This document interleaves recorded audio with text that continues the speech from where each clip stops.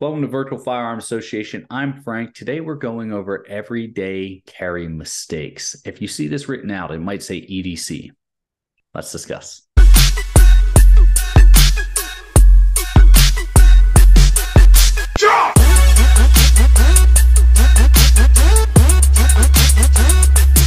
Hey, before we get started, we have two gifts in the description for you. These gifts are completely from us to you, and it's in a way to enhance your training. That's what we're trying to do, make training easier here for you. So you have downloadable and printable targets. Download them, print them out. We set it up so it uses the minimal amount of ink from your printer or whatever printer you want to print them out from. But save yourself some time and money, print as many as you want. We pretty much predominantly only use these in our training anymore. So do that. They're free. Download, print them out. Additionally, if you want to learn how to take your shooting to the next level for your pistol, we have that Basic Pistol and Marksmanship Course. It's going to start you everything from etiquette for firearms and ranges all the way up to marksmanship enhancement, everything you need to know to move forward with your pistol marksmanship and training. Now, today we're going over everyday carry mistakes, and there's a lot of them. There's a lot of everyday carry mistakes or EDC mistakes that you can see out there. The ones that I want to touch on are ones that I see most common from people. Now, not everyone will agree with this, right? It just depends on where you're at. And we'll go over some that maybe some people disagree with, or how to handle other conflicting opinions, right? Let's start with your everyday carry. And I'm going to give you, once again, this is going to start off with a controversial one. Everyday carry, carrying your firearm with a round not in the chamber, right? Is that something you should do, shouldn't do? What's your position on that? Here's the truth to anything in life, right? I'm solving the world's problems right now. Here's the truth to anything in life, especially your EDC. It depends, right? It depends on the circumstances. I know plenty of people that have kids in the home, young kids in the home, and they have their everyday carry, and they will not carry one in the pipe, right? One in the chamber, because of their children, right? They're like, you know what? It's better to not have it than need it. But it's better to add that extra step to ensure the safety of my children and my family.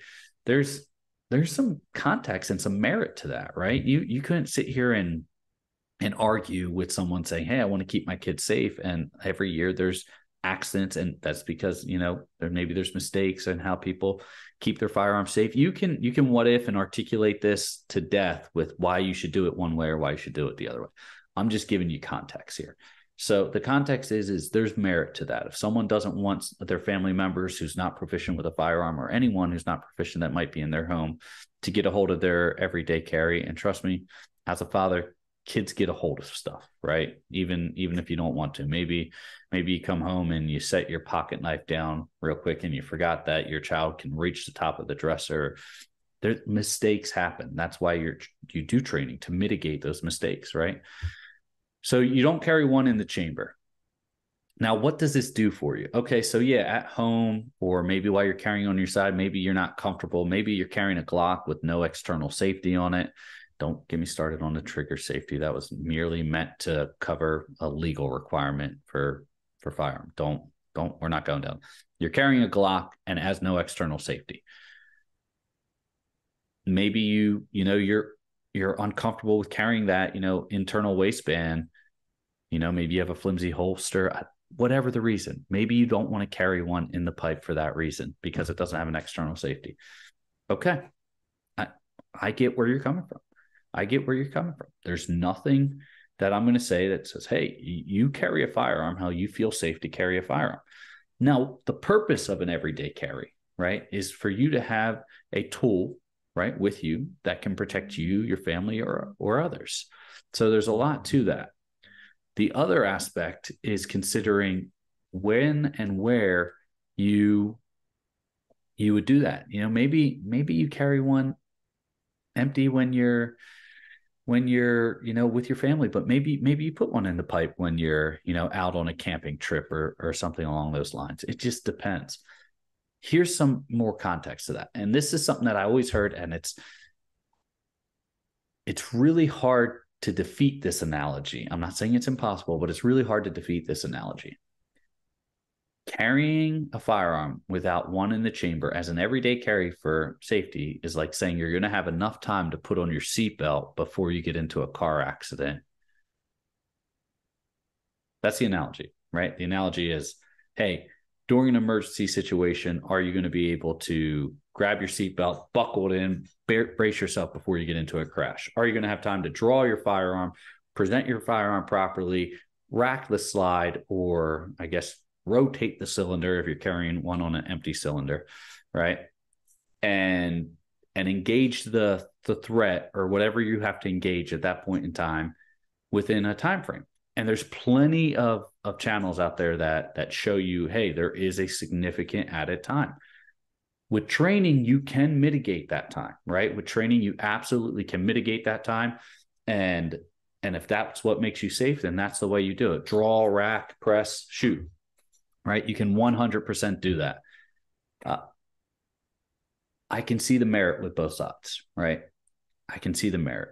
One, out of the chamber means you're never going to have a negligent discharge unless you incorporate some active steps, which more negligent discharges happen every year than people defending. Now, there's a lot of people that defend themselves every year with firearm, but there's more negligent discharges that happen every year. Additionally, right, maybe sometimes you will have the access to maybe rack around, right? Not every scenario is going to be the same as someone's just running up and pointing a firearm in your face, but you want to train for the worst case scenario, right? If someone tackles you to the ground and they have a knife or they're trying to hurt you with a deadly weapon, are you going to have time to break away, push this person away, or enough time to reach in, pull out your concealed carry, rack around, and then engage the threat? Probably not, especially if you're not expecting it, opposed to just being able to draw your firearm and do close quarters combat, just to sound tactical. There's a lot to it. All right. Second thing with everyday carry, not training with the firearm, how you carry it, not training with that firearm and not training how you carry it. So if you're the type of person that says, hey, this is my everyday carry and I carry it inside the waistband holster, or I carry it with a fanny pack, anything like that, and you're not training with it, you are absolutely failing. I have no consideration for people that don't train and that are going to carry a firearm. It's the simplest thing you can do. And you can say it right now. You can say, Frank, I hear you, but my range is expensive.